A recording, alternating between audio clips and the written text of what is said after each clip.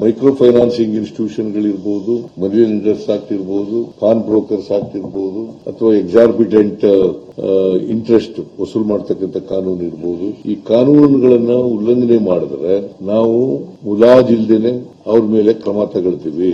So ಆ ಎಚ್ಚರಿಕೆಯನ್ನ warning ಮಾಡಿದ್ದೀನಿ ನಾನು. ಆ ಎಚ್ಚರಿಕೆಯನ್ನ ನಬಾರ್ಡ್ನವರಿಗೆ, ಮೈಕ್ರೋ ಫೈನಾನ್ಸ್ ಇನ್ಸ್ಟಿಟ್ಯೂಷನ್ನವರಿಗೆ ಮತ್ತೆ ಬೇರೆ ಮನಿ ಲೆಂಡಿಂಗ್ ಇನ್ಸ್ಟಿಟ್ಯೂಷನ್ಸ್ಗಳಿದಾವಲ್ಲ ಇವರಿಗೆಲ್ಲ ಕೊಡ್ತಕ್ಕಂಥದ್ದನ್ನು ಮಾಡಿದ್ದೀವಿ.